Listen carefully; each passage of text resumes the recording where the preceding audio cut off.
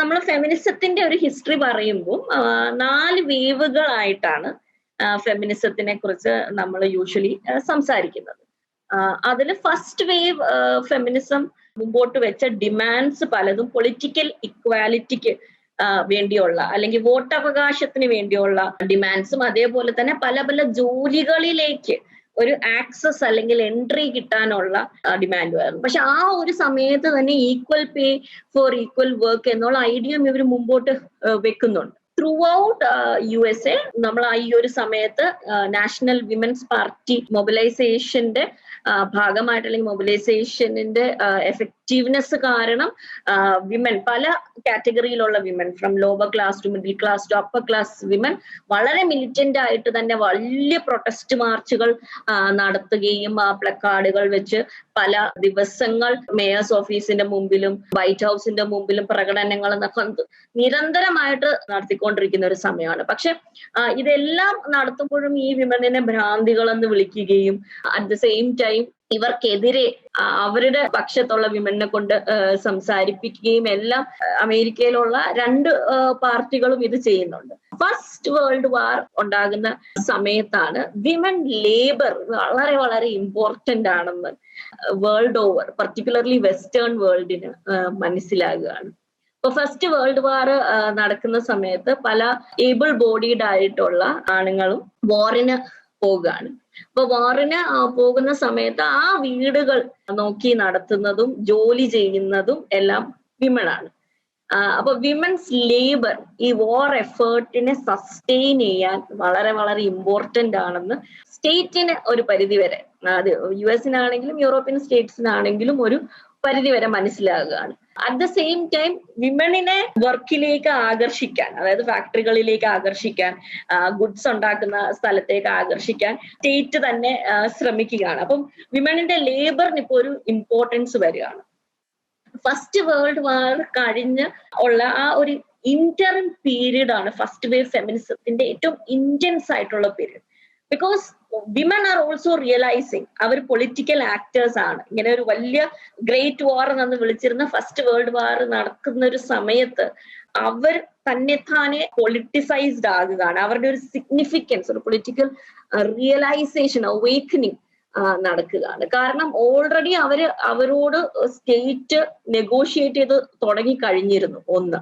2, അവരുടെ ലേബർ സ്റ്റേറ്റിന് ആവശ്യമാണ് എന്നുള്ളൊരു ബോധം ഈ ഫസ്റ്റ് വേവ് ഫെമിനിസ്റ്റ് ലീഡേഴ്സിനും വിമണിനും ഓൾറെഡി വന്നു കഴിഞ്ഞായിരുന്നു. സോ ഇതിന്റെ ഒരു ഇന്റൻസിഫിക്കേഷൻ നമുക്ക് പോസ്റ്റ് വേൾഡ് വാർ അല്ലെങ്കിൽ 1914 തൊട്ട് 1920 വരെയുള്ള ഒരു പീരീഡിൽ നമുക്ക് കാണാവുന്നതാണ്. US സെനറ്റില് ഈക്വൽ റെപ്രസെന്റേഷൻ ആക്ട്, ERA എന്നുള്ളൊരു ആക്ട് മുമ്പോട്ട് വെക്കുകയാണ്. അപ്പൊ ഇത് പല പ്രാവശ്യം മുമ്പോട്ട് വെക്കുകയും പല പ്രാവശ്യം വോട്ടഡ് ഔട്ട് ആവുകയും ചെയ്യുന്നുണ്ട്. ബട്ട് 19th അമെൻഡ്മെന്റ് എന്ന് പറഞ്ഞൊരു amendment which guaranteed equal political rights to men and women August 26, 1919 അന്നത്തെ പ്രസിഡന്റ് ആയിരുന്ന വുഡ്രോ വിൽസൺ ശരിവെക്കുകയും സെനറ്റിലും ഹൗസ് ഓഫ് റെപ്രസെന്റേറ്റീവ്സിലും പാസ്സാക്കപ്പെടുകയും ചെയ്യുകയാണ്.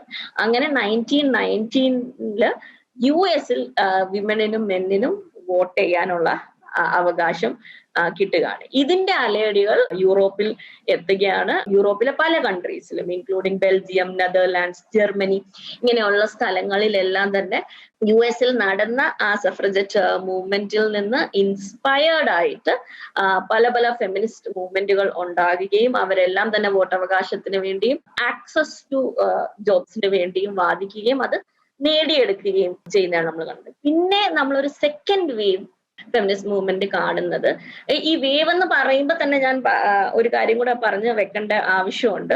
പല സ്ഥലത്തും നമ്മൾ ഈ ഒരു പറയുന്നുണ്ടല്ലോ 1880 തൊട്ട് 1920 വരെയുള്ള കാലഘട്ടം, പിന്നെ 1960 തൊട്ട് 1990 വരെയുള്ള കാലഘട്ടം ഇങ്ങനെ പറയുമെങ്കിലും ഇതൊന്നും വേൾഡ് ഓവർ ഒരേ ടൈം പീരീഡിൽ നിലനിൽക്കുന്ന അല്ലെങ്കിൽ നമുക്ക് ഇന്ന പീരീഡിലാണ് ഇന്ന വേൾഡിൽ ഫെമിനിസം വന്നതെന്ന് വളരെ ക്ലിയർ ആയിട്ട് പറയാൻ പറ്റില്ല. കാരണം പല റീജിയണിലും പല കൺട്രീസിലും പല രീതികളിലാണ് ഫെമിനിസം എത്തുന്നത്. And at the same time പല കാലഘട്ടങ്ങളിലാണ് ഫെമിനിസം എത്തുന്നത്. For instance Indian national feminist മൂവ്മെന്റിന്റെ ഭാഗമായിട്ടാണ് പലപ്പോഴും ഫെമിനിസ്റ്റ് അവേക്കനിങ്സ് ഇന്ത്യയുടെ പല ഭാഗത്തും ഉണ്ടാകുന്നത്.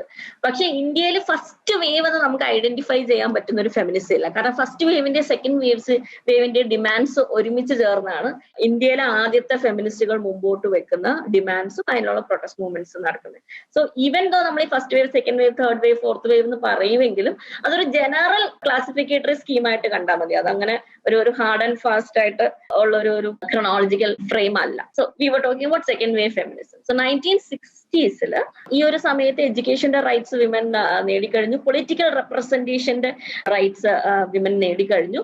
ഒരുപാട് വിമൻ അക്കാഡമിയുടെ പാർട്ടാകുന്നുണ്ട്, കോളേജ് ക്യാമ്പസുകളിൽ വിമൻ കോയഡ് ക്യാമ്പസുകൾ ഉണ്ടാകുന്നുണ്ട്, വർക്ക് പ്ലേസസിൽ വർക്ക് ഫോഴ്സിലും വിമൻ റെപ്രസെന്റേഷൻ വരുന്നു. അപ്പം this also lead to a certain sort of situation where women അന്ന് വരെ അനുഭവിച്ചുകൊണ്ടിരുന്ന പല കാര്യങ്ങളും വിമൻ ഓപ്പൺ ആയിട്ട് പറയാനും നിലനിന്നിരുന്ന സിസ്റ്റത്തിനെ ക്വസ്റ്റ്യൻ ചെയ്യാനും തുടങ്ങി. ഫസ്റ്റ് വേവ് ഫെമിനിസത്തിന്റെ ഒരു പോരായ്മയായിട്ട് നമ്മൾ പറയുന്നതും അതാണ്.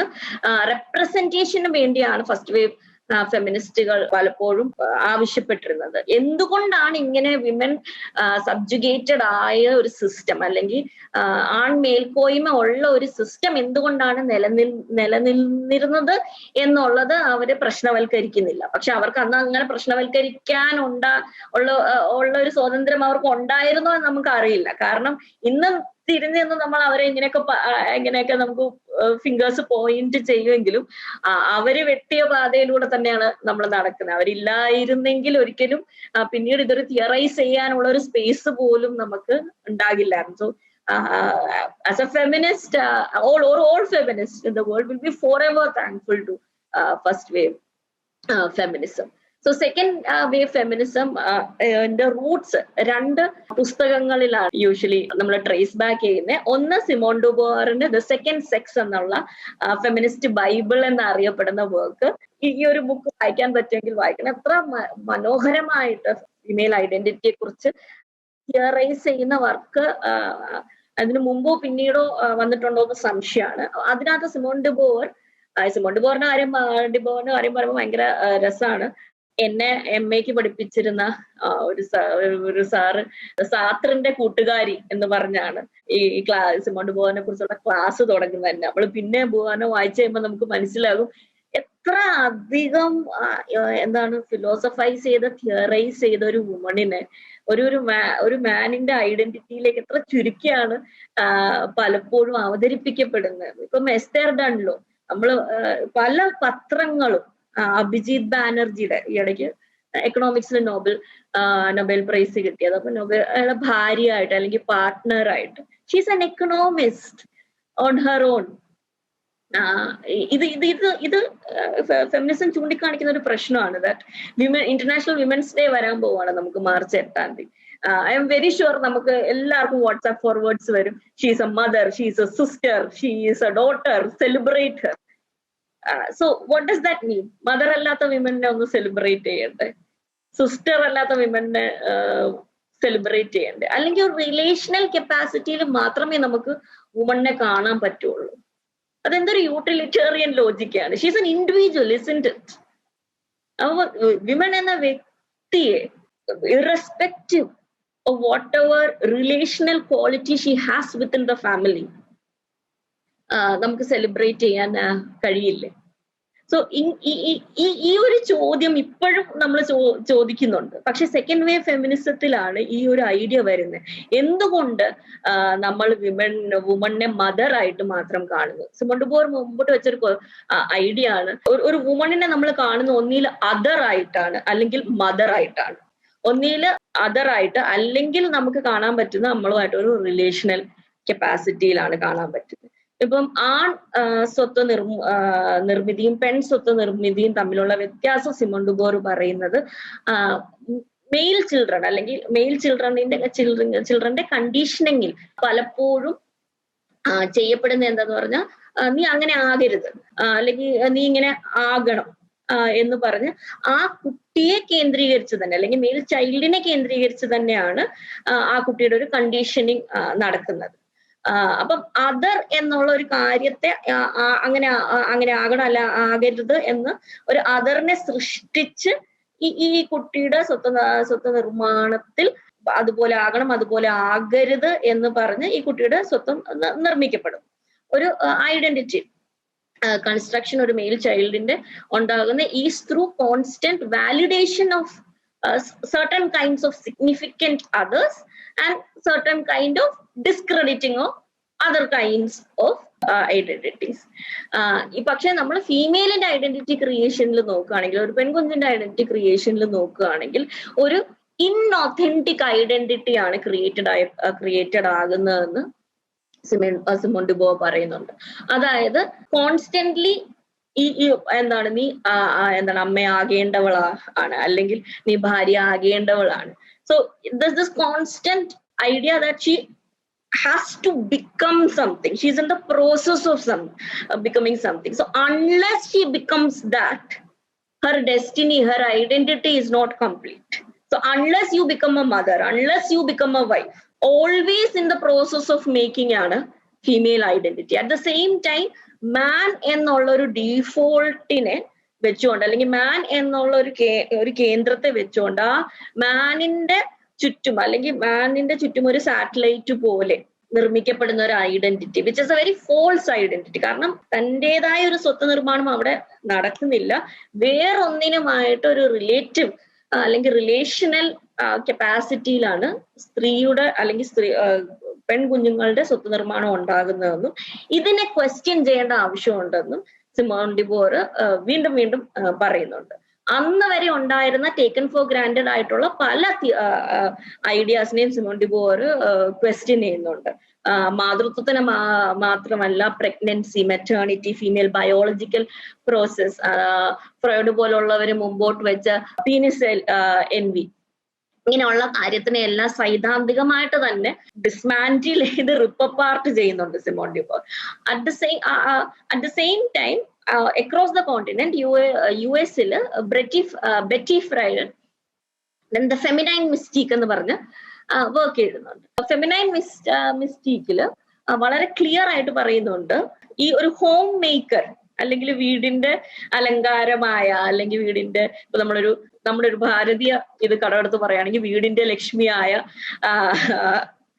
അല്ലെങ്കിൽ വീടിന്റെ ദേവതയായ സ്ത്രീ എന്നുള്ള ഒരു സങ്കല്പം സ്ത്രീക്ക് ഒരു സാറ്റിസ്ഫാക്ഷനും കൊടുക്കുന്നില്ലെന്ന് വളരെ കൃത്യമായിട്ട് ഫെമിനിൻ മിസ്റ്റീക്കില് പറയുന്നുണ്ട്. അത് ഹോം മേക്കേഴ്സ് ആയിട്ടുള്ള വിമനിനെയും വർക്കിംഗ് ആയിട്ടുള്ള വിമനിനെയും ഇവർ കമ്പയർ ചെയ്ത് പറയുന്നുണ്ട്. ഈ വീടിന്റെ 4 ചുമരുകൾക്കുള്ളിൽ നിൽക്കുന്ന മൊബിലിറ്റി ഇല്ലാത്തൊരു ലൈഫ് വിമന് സാറ്റിസ്ഫൈയിങ് അല്ല. അതുകൊണ്ടാണ് നോവലുകളിലൂടെയും സിനിമകളിലൂടെയും പരസ്യങ്ങളിലൂടെയും വീണ്ടും വീണ്ടും വിമനെ ഈ ഒരു ഇമേജ് കാണിച്ചുകൊണ്ടേയിരിക്കണം. അതായത് വീട്ടിൽ നിൽക്കുന്ന സ്ത്രീ, ഉത്തമയായിട്ടുള്ള വീട്ടമ്മയായിട്ടുള്ള സ്ത്രീ എന്നുള്ളൊരു ഇമേജ് ഇങ്ങനെ വീണ്ടും വീണ്ടും ഫീഡ് ചെയ്തുകൊണ്ടേ ഇരിക്കണം. കാരണം ഈ ഒരു ഫീഡിങ് നിന്ന് കഴിഞ്ഞാൽ ചിലപ്പോൾ വിമണിന് ഈ ഒരു ഇമേജിൽ നിന്ന്, ഈ ഒരു സ്റ്റീരിയോ ടൈപ്പിൽ നിന്ന് അവൾ മാറിപ്പോകും. സോ ഇതൊരു ഇൻഹറന്റ് ക്വാളിറ്റി അല്ല. അതായത് വീട്ടിൽ നിൽക്കാൻ താല്പര്യപ്പെടുന്നത് ഒരു ഇൻഹറന്റ് ക്വാളിറ്റി അല്ല, കണ്ടീഷനിങ്ങിന്റെ ഭാഗമായിട്ട് മാത്രമാണ് ഇങ്ങനെ ഒരു ഐഡിയ വരുന്നത്. ഫീമെയിൽ മൊബിലിറ്റി കുറയ്ക്കാൻ വേണ്ടി വിഷ്വൽ ആൻഡ് അതർ മീഡിയ വീണ്ടും വീണ്ടും ബോംബാർഡ് ചെയ്തുകൊണ്ടിരിക്കുകയാണ് ഈ ഒരു ഇമേജസ് വെച്ചെന്ന് ഫെമിനിൻ മിസ്റ്റീക്കിൽ പറയുന്നു. ഫെമിനിൻ മിസ്റ്റീക്കിന്റെ വേറൊരു വലിയ trajectory of thought is about sexuality. എങ്ങനെയാണ് സെക്ഷുവലി റിപ്രസ്ഡ് ആകുന്നത്, വിമൻ സെക്ഷുവൽ ഡിസയർ എക്സ്പ്രസ് ചെയ്യുന്നത് എന്തോ വലിയ പാതകമായിട്ട്, എന്തോ വലിയ തെറ്റായിട്ട് സമൂഹം എന്തുകൊണ്ട് കാണുന്നു. മെയിൽ ഡിസയറിനെ വളരെയധികം പരിപോഷിപ്പിക്കുകയും വളരെയധികം സൗന്ദര്യാത്മകതയോടെ കാണുകയും ചെയ്യുന്ന ഒരു സമൂഹം എന്തുകൊണ്ട് ഫീമെയിൽ ഡിസയറിന് സ്പേസ് കൊടുക്കുന്നില്ല. ഫീമെയിൽ സെക്ഷുവൽ ഫ്രസ്ട്രേഷൻ, അൺസാറ്റിസ്ഫൈഡ് ആയിട്ടുള്ള ഫീമെയിൽ ഡിസയർ, ഇതിനെ എന്തുകൊണ്ട് അഡ്രസ് ചെയ്യുന്നില്ല, അല്ലെങ്കിൽ ഇതിനെ അഡ്രസ് ചെയ്യുമ്പോൾ എന്തുകൊണ്ട് നെഗറ്റീവ് ആയിട്ട് കാണുന്നു. ഇപ്പം you have all these images അല്ലേ, ദേഷ്യമുള്ള ഒരു വുമൺ ഉണ്ടെങ്കിൽ ഷീ സെക്ഷുവലി ഫ്രസ്ട്രേറ്റഡ് എന്ന് പറയുന്നത് എന്തുകൊണ്ട് അങ്ങനെ ഒരു സ്റ്റീരിയോ ടൈപ്പ് വരുന്നു. Nobody is saying that it is, മറുപക്ഷത്തെ കുറിച്ച് ആരും ഇവിടെ സംസാരിക്കുന്നില്ല. ഇങ്ങനെയുള്ള തോട്ട്സ് വളരെ ധീരമായിട്ട് മുമ്പോട്ട് വെക്കുന്ന ഒരു വർക്കാണ്. ഇന്നും വളരെ റെലവെന്റ് ആയിട്ടുള്ള വർക്കാണ് ദ ഫെമിനിൻ മിസ്റ്റിക്. ഇതുപോലെ ഈ രണ്ട് വർക്കും തന്നെ വളരെ വളരെ സിഗ്നിഫിക്കന്റ് ആണ്. ഈ രണ്ട് വർക്കുമാണ് ഒരു പരിധി വരെ സെക്കൻഡ് വേവ് ഫെമിനിസം ത്തിന് വഴിയൊരുക്കുന്നത്. At the same time American യൂണിവേഴ്സിറ്റീസിൽ ഈ സമയത്ത് ഒരുപാട് വിമൻ വരികയും ചില യൂണിവേഴ്സിറ്റീസിലെങ്കിലും വിമൻ സ്റ്റഡീസ് എന്നുള്ള ഡിപ്പാർട്ട്മെന്റുകളും വിമൻ സ്റ്റഡീസ് ഒരു കോഴ്സ് ആയിട്ടെങ്കിലും ഓഫേർഡ് ആവുകയൊക്കെ ചെയ്യുന്നുണ്ട്. As a result of all of this 1960s ആകുമ്പോൾ you see a second wave of feminism. ഈ സെക്കൻഡ് വേവ് ഓഫ് ഫെമിനിസത്തിന്റെ ഡിമാൻഡുകൾ പലതും ബോഡിലി റൈറ്റ്സിനെ കുറിച്ചും ഫീമെയിൽ ബയോളജിക്കൽ പ്രോസസ്സിനെ കുറിച്ച് ഇന്ന് നമ്മൾ ഇന്ത്യയിൽ പറയുന്നുണ്ട് മൈ ബോഡി മൈ റൈറ്റ്സ് എന്ന്. ഇത് 1960s സെക്കൻഡ് വേവ് ഫെമിനിസത്തിൽ ഉള്ള ഒരു സ്ലോഗനാണ് മൈ ബോഡി മൈ റൈറ്റ്സ്. അതിൽ അബോർഷനെ കുറിച്ചും ഡിവോഴ്സിനെ കുറിച്ചും ചൈൽഡ് കെയറും ഫീമെയിൽ റീപ്രൊഡക്റ്റീവ് ഹെൽത്തിനെ കുറിച്ചും അതിൽ സ്റ്റേറ്റ് ഇൻവെസ്റ്റ് ചെയ്യേണ്ട ആവശ്യത്തിനെ കുറിച്ചും എല്ലാം ഫെമിനിസ്റ്റുകൾ വാദിക്കുകയും അതിനുവേണ്ടി പ്രൊട്ടസ്റ്റ് ചെയ്യുകയും ചെയ്യുന്നുണ്ട്. മെറ്റേണിറ്റി ലീവ് എന്നുള്ളൊരു ആശയം വളരെ ഇമ്പോർട്ടന്റ് ആകുന്നത് ഈ ഒരു സമയത്താണ്. സോ ഇതിനെ ഇങ്ങനെ വളരെ തുച്ഛീകരിച്ച് നമുക്ക് വേണമെങ്കിൽ പറയാം. പക്ഷെ what was actually happening here, സ്റ്റേറ്റും പീപ്പിളും തമ്മിലുള്ള സോഷ്യൽ കോൺട്രാക്ട് ഇവിടെ റീഡിഫൈൻഡ് ആകുന്നുണ്ട്. ഇപ്പൊ നമ്മൾ ഫൂക്കോയുടെ തിയറി നോക്കുകയാണെങ്കിൽ ഏതറ്റം വരെ സ്റ്റേറ്റിന് മനുഷ്യന്റെ ജീവിതത്തിൽ നിയമങ്ങൾ നിർമ്മിക്കാം. This was what second wave feminist were questioning. അല്ലെങ്കിൽ സ്റ്റേറ്റിന്റെ അതിർവരമ്പ് എവിടെയാണ്? എന്റെ ബെഡ്റൂം വരെ, എന്റെ ലൈംഗികത വരെ സ്റ്റേറ്റിന്റെ നിയമനിർമ്മാണത്തിന്റെ കീഴിലാകാൻ പറ്റുമോ? പ്രൈവസി അല്ലെങ്കിൽ ഇൻഡിവിജ്വാലിറ്റി, ഇങ്ങനെയുള്ള ഐഡിയ എങ്ങനെ നമ്മൾ, അല്ലെങ്കിൽ ഇൻഡിവിജ്വൽ ലിബർട്ടി എന്നുള്ള ഐഡിയ എങ്ങനെ നമ്മൾ സിവിൽ റൈറ്റ് എന്നുള്ള ഐഡിയനകത്തോട്ട് കൊണ്ടുവരും? സിവിൽ റൈറ്റ് എന്നുള്ള ആശയത്തിൽ തന്നെ ഇൻഡിവിജ്വൽ പ്രൈവസി അല്ലെങ്കിൽ ഇൻഡിവിജ്വൽ ലിബർട്ടി എന്നുള്ള ഒരു ഐഡിയ നമ്മൾ എങ്ങനെ ലൊക്കേറ്റ് ചെയ്യും? This was the larger question that feminist were posing. 1960s modern state എന്ന് തന്നെത്താനെ വിളിക്കുന്ന, സെക്യുലർ സ്റ്റേറ്റ് എന്ന് തന്നെത്താനെ വിളിക്കുന്ന സ്റ്റേറ്റുകൾ ലോകമെമ്പാടും വന്നു കഴിഞ്ഞു. അപ്പൊ അങ്ങനെ ഇരിക്കുന്ന ഒരു സന്ദർഭത്തിൽ ഫെമിനിസ്റ്റുകൾ ചോദിച്ചു തുടങ്ങി, അങ്ങനെയാണെങ്കിൽ ഇപ്പോഴും മൊറാലിറ്റി എന്തുകൊണ്ട് സ്റ്റേറ്റിന്റെ കൺസേൺ ആകുന്നു? ആയിരക്കണക്കിന് വർഷം മുമ്പ് മെസപ്പൊട്ടേമിയയിലും ചൈനയിലും യൂറോപ്പിലും ഒക്കെ ഉണ്ടായ സ്റ്റേറ്റുകൾ റിലീജിയണിന്റെ ബലത്തിന്റെ പുറത്ത് വന്ന സ്റ്റേറ്റുകളാണ്. അവർക്കെല്ലാം റിലീജിയൻ ആവശ്യമായിരുന്നു. സ്റ്റേറ്റിന് തന്നെത്താനെ ലെജിറ്റിമൈസ് ചെയ്യാനും സ്റ്റേറ്റിന്റെ കാര്യങ്ങൾ, സ്റ്റേറ്റിന് വേണ്ടി ആൾക്കാരെ കൺട്രോൾ ചെയ്യാനും സർവെയിൽ ചെയ്യാനും ആ ഒരു റിലീജിയൻ എന്നുള്ള ഒരു മെക്കാനിസം ആവശ്യമായിരുന്നു. ഇന്ന് നമുക്കൊരു കോൺസ്റ്റിറ്റ്യൂഷനും നമുക്ക് ഫണ്ടമെന്റൽ റൈറ്റ്സ് പോലുള്ള കാര്യങ്ങൾ മോഡേൺ സ്റ്റേറ്റ്സ് മുമ്പോട്ട് വെക്കുന്നുണ്ട്. അപ്പൊ അങ്ങനെ ഒരു സാഹചര്യത്തിൽ റിലീജണിന്റെ ഭാഗമായിരുന്ന ഒരു പ്യൂരിറ്റൻ മൊറാലിറ്റി അതിന്റെ ബാഗേജ് എന്തിനാണ് ഇപ്പോഴും സ്റ്റേറ്റ് കൊണ്ട് നടക്കുന്നത്? Should morality be surveilled by the state? Should morality be controlled by the state? അതും സോഷ്യൽ ഇക്വാലിറ്റി നൽകാത്തൊരു സ്റ്റേറ്റിന് മൊറാലിറ്റി എൻഫോഴ്സ് ചെയ്യാനുള്ള അധികാരമുണ്ടോ? So this is the larger question that these feminist were posing, these are still very very important questions. ഇന്നും ഇത് answer കിട്ടാതെ നടക്കുന്ന question ആണെന്ന് നമ്മൾ ആലോചിക്കണം. ഇന്നും സ്റ്റേറ്റിന്റെ 377 റിപ്പീൽ ചെയ്യുന്ന ആ കാര്യത്തിൽ ഉൾപ്പെടെ നമ്മൾ ചോദിക്കേണ്ട ചോദ്യങ്ങളാണിത്. And because these are fundamental to human life. ഇപ്പൊ സെക്ഷുവാലിറ്റിയെ കുറിച്ചുള്ള ഡിസ്കഷൻസ് കേൾക്കുമ്പോൾ നമുക്ക് മുഖം ചൊളിയുന്നതും അയ്യോ അതങ്ങനെ സംസാരിക്കേണ്ട കാര്യമല്ല, അല്ലെങ്കിൽ അതൊരു അക്കാഡമിക് വിഷയമല്ല എന്ന് നമുക്ക് തോന്നുന്നത് ഒരു പേട്രിയാർക്കൽ പ്ലോയാണ്. അത് നമ്മൾ മനസ്സിലാക്കിയേ പറ്റൂ. അല്ലെങ്കിൽ ഫീമെയിൽ ബയോളജിക്കൽ പ്രോസസ്സിനെ കുറിച്ച് സംസാരിക്കുമ്പോൾ നമുക്ക് എന്തോ അത് ഇവിടെ ഒരു പബ്ലിക് ചർച്ചയിൽ വരേണ്ട കാര്യമല്ല ഇതെന്ന് തോന്നുന്നത് ഇത്രയും വർഷത്തെ പേട്രിയാർക്കൽ ഐഡിയോളജി നമ്മുടെ തലയിൽ ഇപ്പോഴും ഉള്ളത് കൊണ്ടാണ്. And as long as we shy away from talking about all of this, patriarchy will continue to remain. കാരണം നമ്മുടെ ഭാഷയെ, ജൂഡിത്ത് ബട്ട്ലറൊക്കെ വളരെ ക്ലിയർ ആയിട്ട് ഇത് പറയുന്നുണ്ട്, നമ്മുടെ ഭാഷയുടെ ഡിസ്കർസീവ് ലിമിറ്റിനെ അല്ലെങ്കിൽ നമ്മുടെ ഭാഷയിൽ എൻകോഡ് ചെയ്ത ഐഡിയാസിന്റെ അതിർവരമ്പുകളെ പലപ്പോഴും നിശ്ചയിക്കുന്നത് ജെൻഡറാണ്. അതുകൊണ്ടാണല്ലോ നമുക്ക് പല ഭാഷകളിലും ഇപ്പം പുരുഷായുസ് എന്നുള്ള ഒരു ടേമിന് ഫീമെയിൽ ഇക്വലന്റ് ഇല്ലാത്തത്, പുരുഷാർത്ഥം എന്നുള്ള ടേമിന് ഫീമെയിൽ ഇക്വലന്റ് ഇല്ലാത്തത്. നമ്മൾ ഹിന്ദി പോലുള്ള സംസ്കൃതം പോലുള്ള ഭാഷകൾ നോക്കുകയാണെങ്കിൽ വെർബുകളിൽ വരെ ജെൻഡർ ഉണ്ട്. സോ ഇത് നമ്മൾ കോൺസ്റ്റന്റ്ലി ക്വസ്റ്റ്യൻ ചെയ്തുകൊണ്ടിരിക്കണം. എന്തുകൊണ്ടാണ് പല ബയോളജിക്കൽ പ്രോസസ്സുകളും ചർച്ച ചെയ്യാൻ നമുക്കൊരു ചമ്മൽ അല്ലെങ്കിൽ നമുക്കൊരു അൺഈസിനെസ് തോന്നുന്നത്? ആ അൺഈസിനെസ് ക്രിയേറ്റ് ചെയ്തത് പേട്രിയാർക്കി ആണെന്ന് മനസ്സിലാക്കുകയും ഇതിനെ ക്വസ്റ്റ്യൻ ചെയ്യുകയും ചെയ്യുന്നത് നമുക്ക് സംഭാഷണങ്ങളിലൂടെ പറ്റും. ലാംഗ്വേജിൽ കൂടി എൻകോഡ് ചെയ്തൊരു കാര്യം ലാംഗ്വേജ് കൊണ്ട് തന്നെ തോൽപ്പിക്കാൻ നമുക്ക് പറ്റും. അതിന് ഫ്രീ കോൺവെർസേഷൻസിലൂടെ പറ്റുള്ളൂ. നമുക്ക് നമ്മുടെ വാട്സാപ്പ് ചർച്ചകളിലൂടെ, ഫേസ്ബുക്ക് ചർച്ചകളിലൂടെ, നമ്മുടെ സ്വകാര്യ ചർച്ചകളിലൂടെ ഈ ഒരു ചേഞ്ച് കൊണ്ടുവരാൻ പറ്റും. By constantly using languages because of it subversive potential. ഇതുപോലെ തന്നെ സെക്കൻഡ് വേവ് ഫെമിനിസത്തിന്റെ വളരെ ഇമ്പോർട്ടന്റ് ആയിട്ടുള്ള സ്ലോഗൻ ആയിരുന്നു ദ പേഴ്സണൽ ഇസ് പൊളിറ്റിക്കൽ. ഇന്നും വളരെ വളരെ റെലവെന്റ് ആയിട്ടുള്ള സ്ലോഗൻ ആണത്. കാരണം നമ്മളെല്ലാം പരാജയപ്പെട്ടു പോകുന്ന, ഒരു പരിധിവരെ പരാജയപ്പെട്ടു പോകുന്നത് ഇന്റിമേറ്റ് സ്പിയറിൽ നമ്മുടെ പൊളിറ്റിക്സ് കൊണ്ടുവരുന്ന കാര്യത്തിലാണ്. If you are a socialist, if you are someone who believes in democracy, നിങ്ങളുടെ പേഴ്സണൽ ബന്ധങ്ങളിൽ നിങ്ങൾ എത്രത്തോളം ഡെമോക്രാറ്റിക് ആണ്? വീടുകളിൽ സ്വത്ത് ഭാഗം വെക്കുമ്പോൾ ഡെമോക്രാറ്റിക് ആയിട്ടാണോ ഭാഗം വെക്കുന്നത്? അതോ നിങ്ങൾ കസ്റ്റമിനെ ഫോളോ ചെയ്താണോ ചെയ്യുന്നത്? 1995 വന്ന EPW പബ്ലിഷ് ചെയ്തൊരു സ്റ്റഡിയാണ്. അതിന്റെ ഫോളോ അപ്പ് 2001 വന്നു.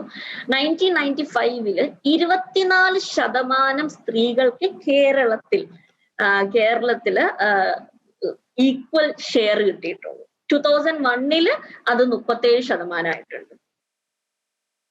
ലാൻഡ് ഉള്ള കമ്മ്യൂണിറ്റീസിന്റെ കാര്യമാണ് പറയുന്നത്, ലാൻഡ്ലെസ് ആയിട്ടുള്ള കമ്മ്യൂണിറ്റീസിന്റെ കാര്യമല്ല. അപ്പൊ ഡെമോക്രസി എവിടം വരെ എത്തിയിട്ടുണ്ട്?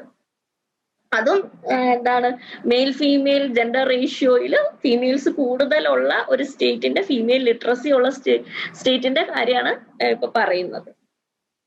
സോ ഇത് നമ്മൾ ആലോചിക്കേണ്ടതാണ്. How far is your personal political? അല്ലാതെ പൊളിറ്റിക്സ് എന്ന് പറയുന്നത് പാർട്ടി ബേസ്ഡ് പൊളിറ്റിക്സ് മാത്രമല്ല, നമ്മുടെ ഇന്റിമേറ്റ് സ്ഫിയറിൽ ഹൗ പൊളിറ്റിക്കൽ ആർ യു? അല്ലെങ്കിൽ ആ ഒരു പൊളിറ്റിക്സ് ഹിപ്പോക്രസി ആയിട്ട് അൺഫോർച്ചുനേറ്റ്ലി മാറും. So the personal is political എന്ന് പറയുന്ന വലിയ സ്ലോഗനോടെയാണ് സെക്കൻഡ് വേവ് ഫെമിനിസം വരുന്നത്. That is a slogan which is still very very relevant. നമ്മൾ sorry, I forgot to show the slides there. So that is Betty Friedan for you and Simone de Beauvoir. ഈ books എല്ലാം available ആണ് ഇപ്പോഴും. ഇതിന്റെ മലയാളം ട്രാൻസ്ലേഷൻസും ഉണ്ട്. Please ഇത് വായിക്കണം. നമ്മളൊരു ചാപ്റ്റർ കഴിയുമ്പോഴേ ബാക്കി വായിച്ചു പോകും. അത്ര മനോഹരമായിട്ട് എഴുതിയിട്ടുള്ള ബുക്സ് ആണ്.